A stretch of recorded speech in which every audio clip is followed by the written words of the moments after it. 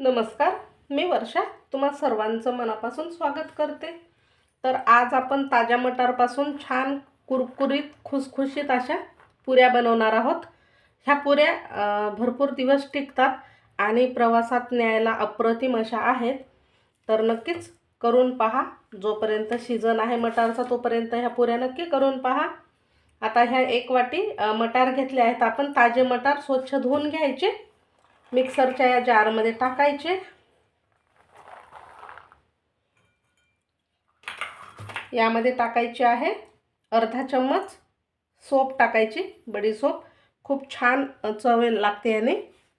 जिरं टाकायचं आहे अर्धा चम्मच आणि लसूण पाकळ्या सुद्धा टाकायच्यात काही। इथे मी 7-8 लसूण पाकळ्या घेते। आता हिरव्या मिरच्या सुद्धा टाकायच्यात यात। तर मिरची तुम्ही तुमच्या आवडीनुसार कमी अधिक घेऊ शकता। ह्या कमी तिखटवाल्या मिरच्या आहेत त्यामुळे मी जरा जास्त घेते। आता हे मिक्सरला आपण पाणी टाकून याची पेस्ट बनवून घेणार आहोत। आता आपण ही पेस्ट तयार करून घेतली आहे। मस्त अशी स्मूथ पेस्ट तयार करून घ्यायची थोडंसं पाणी टाकून। आता आपण या ताटामध्ये रवा घेणार आहोत। साधारण अर्धी वाटी एवढा रवा घ्यायचा आणि गव्हाचं पीठ घ्यायचं यामध्ये। तर पीठ थोडं थोडं करून टाकायचं आहे, एकदम पीठ नका टाकू। आता यात आपण ही जी पेस्ट बनवलेली आहे ती टाकून घेऊ।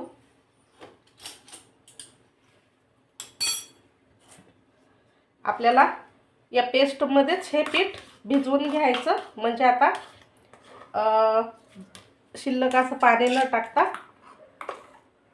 या पेस्टमध्ये जेवढं कणिक मावेल तेवढं टाकून घट्टसर याचा गोळा तयार करून घ्यायचा।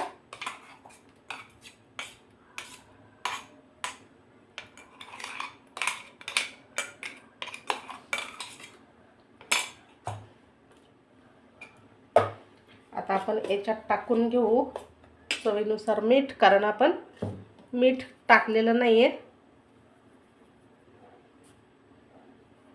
चवीनुसार टाकायचं आहे। थोडीशी हळद टाकू।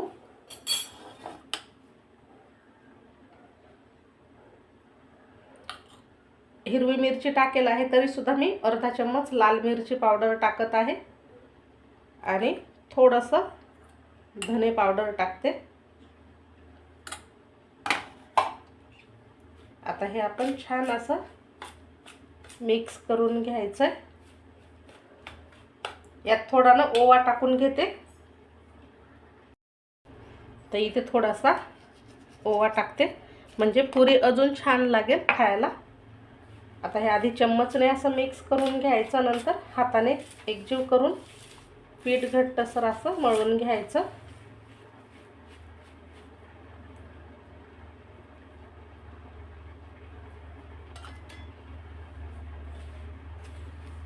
आता जसं लागेल तसं यामध्ये कणिक टाकत जायचं आणि घट्ट पीठ, म्हणजे जसं आपण पुरीला भिजवतो ना त्या पद्धतीचं पीठ भिजवायचं आहे।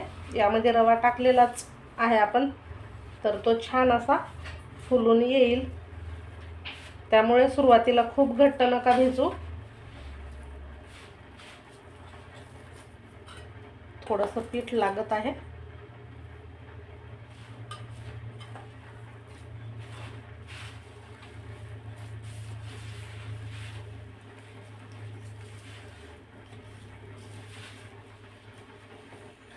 या पुरीसोबत भाजी किंवा चटणीची गरज लागत नाही आपल्याला, त्यामुळे खूप बेस्ट ऑप्शन आहे प्रवासात वगैरे नेण्यासाठी।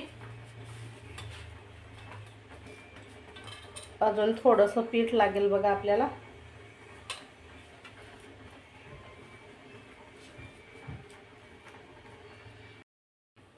तर पीठ छान असं मळून घेतलं आहे।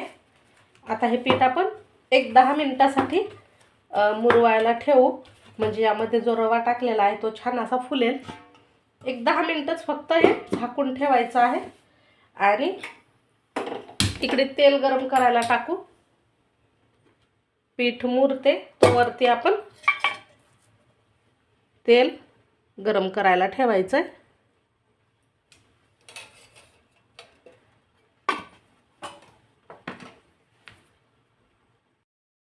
तर आता 10 ते 15 मिनिटं झाली आहेत बघा. पीठ छान असं फुलून तयार आहे. मस्त नरम झालेलं आहे बघा. थोडंसं तेल लावूया पिठाला आपण.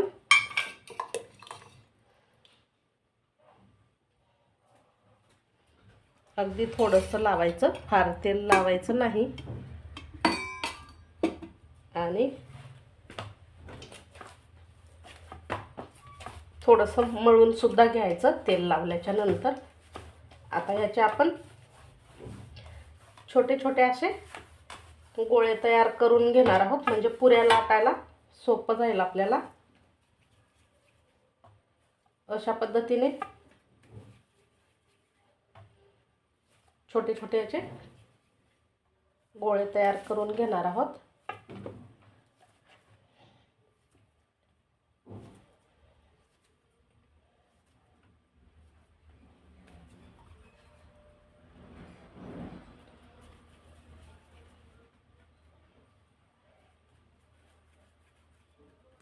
तेल पण गरम झालंय.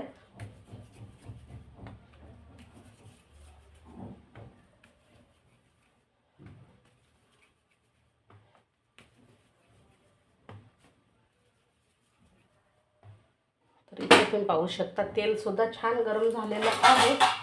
आता आपण याच्या पुऱ्या लाटून घेणार आहोत. पुऱ्या लाटायला कोरडं पीठ थोडंसंच घ्या, फार पीठ घ्यायचं नाही आहे. आणि ह्याच्या जाडसर अशा पुऱ्या लाटायच्या आहेत. म्हणजे खूप पातळ नाही किंवा खूप अशा जाड पण नाही.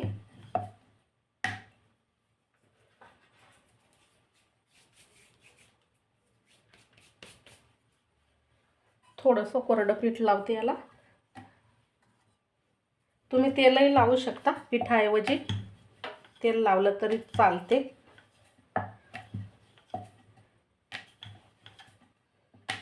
तर हे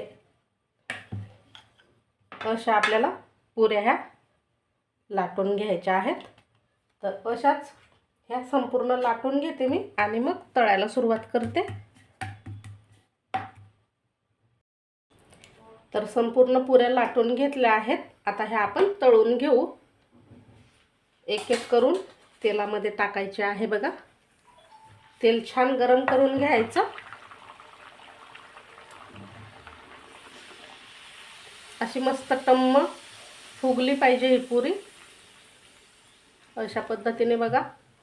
आता दुसऱ्या बाजूने आपण ही तळून घेणार आहोत. अगदी खमंग लागते खायला आणि मस्त करायला सोपी आहे. आपण ही सकाळी सकाळी मुलांच्या टिफिनलाही बनवून देऊ शकतो किंवा मग प्रवासासाठी तर अप्रतिम अशी आहे.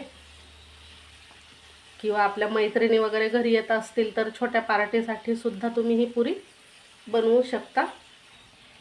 आता ही छान अशी तळून तयार झाली आहे. दुसरी टाकून घेते.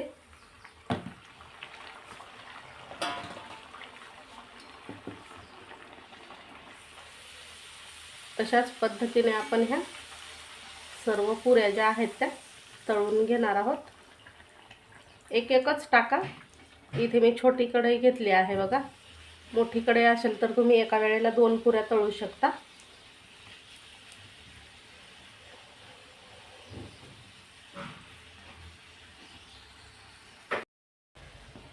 तर मस्त अशा ह्या टम्म फुगल्यात सर्व पुऱ्या.